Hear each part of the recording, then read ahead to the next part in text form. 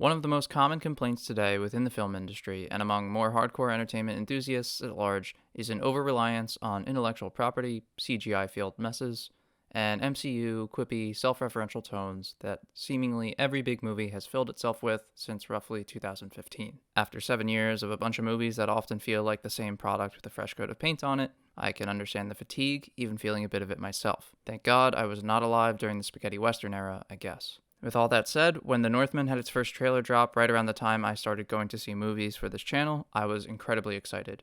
I knew the director, Robert Eggers, had made some crazy weird stuff in the past that I was really able to appreciate. The Witch was a very engaging horror movie, even with lots of barriers to entry, and The Lighthouse was just so weird that it became amazing. With both of these relatively inaccessible movies being things that I really enjoyed, there was pretty much no way I was going to miss an opportunity to see the same guy interpret Norse culture and Vikings, especially after this trailer. Save you, father! I will save you, mother! I will kill you, Fiona! I will avenge you, father. I will save you, mother. I will kill you, Fiona. It seemed like it would be an intense, atmospheric, weird revenge story with brutal action and crazy moments. And the movie certainly was that. Pretty much everything that is advertised in that first trailer for The Northman is what you get. Of course, there is a lot more of the strange mythology that is leaned into, but you sort of expect that from the guy who made The Lighthouse, a movie wherein Robert Pattinson has a scene that he masturbates.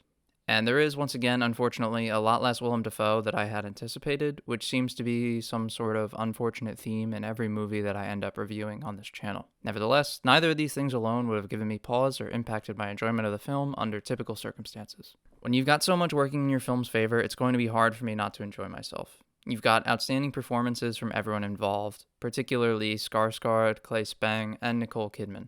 For those who may not be familiar with Nicole Kidman, she broke out in a role for AMC Theaters doing her pre-show speech, because heartbreak feels good in a place like this. Anyways, on top of the other performances, you have some really beautiful shots in this, with great use of the camera and one-take scenes. An entire village raid, I am pretty sure, never cuts until the battle is finished. You get this entire brutal attack all in one shot, in one take. Landscapes and sets are also really astounding. It's everything you could imagine this practically ancient time of Vikings to be like. Beautiful snowfall, unrelenting elements, and a roughshod integration of human settlements and civilizations with the environment. The score also makes excellent use of guttural sorts of throat-singing noises that just really accent the movie in a great way. With all my praise being sung, and believe me, there's a lot of it, I think it would be more productive at this point for me to discuss my more controversial points in the film. Which is to say, as it is, The Northman has almost no right to be the length that it is. Clocking in at roughly 2 hours and 15 minutes, it realistically has the plot and essential elements of a movie that is anywhere from an hour and a half to an hour and 50 minutes. I went to see this with my dad and my sister, and even they had completely lost interest in the final hour. I was barely hanging in there as well, even though I knew that there would be a climactic final battle on top of an active volcano. I feel like you have to try incredibly hard to almost lose me when I know that this is going to be happening in your movie and I have enjoyed all of your previous works. Why is this? Why would this movie, perhaps the most easily understandable project Eggers has helmed, made me feel so milquetoast? I posit, which is pretentious speak for believe, that it is simply jumbled and unable to commit to any one identity.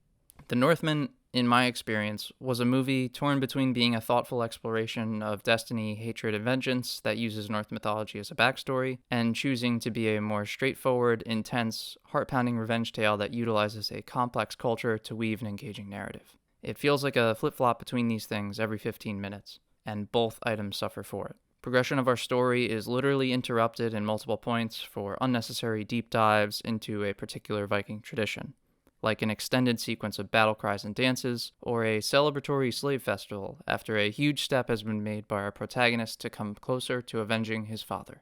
The plot is essentially Hamlet or The Lion King, except in this version of The Lion King, there are strange tangents every few scenes that seem possibly related to the circle of life number that you saw in the beginning of the movie, but never fully connect back to it. Again, why?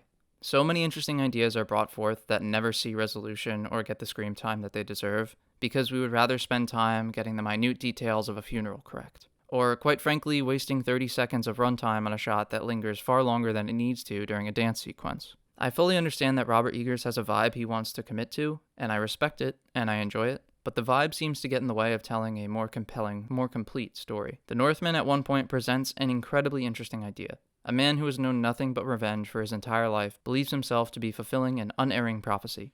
He seeks out the tools to bring about this prophecy, and we get an engaging scene of his struggles to do so as he battles mythic forces. However, it is then revealed or suggested that this entire sequence was nothing more than an illusion. Our protagonist's quest for vengeance could be completely fueled by his distorted and hallucinogenic perception of reality. Do you know how many more times that gets explored in the following hour and change of the movie? 0 times. It is never even so much as considered a second time, despite an outstanding scene taking place later in the movie, which would be the perfect way to tie this idea back into the protagonist's complete journey. Further, really compelling ideas of destiny and fate are brought into this simple revenge plot. At a few points in the movie, you feel as if destiny is only something that will come to pass because Skarsgård's character is so convinced it must happen that he forces it to. He refers to his fate to exact his vengeance and how it is the sole motivating factor in his life for as long as he can remember. It's everything to him.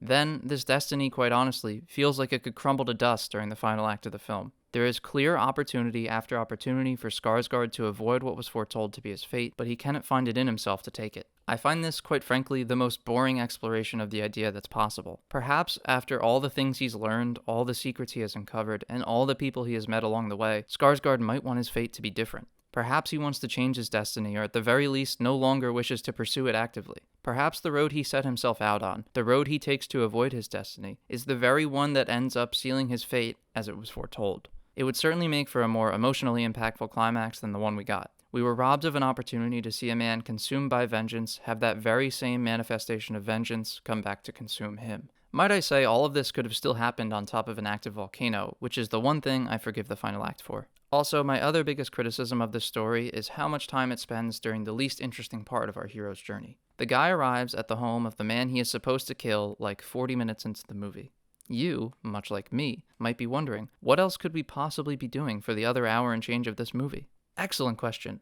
The guy just cosplays as a slave for like half an hour without doing anything. For whatever reason, he doesn't start exacting his revenge on his uncle until his uncle starts actually being nice to him. Which brings up the entire idea of whether or not Skarsgård was on a just journey to begin with, but that's for another tangent. I mean, it's one thing to commit yourself to not just killing him, but trying to ruin his life for everything he did in killing your father. But even that doesn't start in earnest until another 15 or 20 minutes pass. Then there's this weird intermission between the life ruining that he does and the final confrontation between Skarsgård and his uncle. It's just strange pacing. Like I said, the film also brings up, mostly in the last act of the story, the idea that our hero is not so heroic after all. He faces many moral and ethical obstacles that make him question if his life's purpose has any real merit to it. This is an incredibly interesting spin on revenge, and it has the potential to really shatter our hero's world. Except this is more of a throwaway concept explored in a single scene, then not really brought up again for the remainder of the film.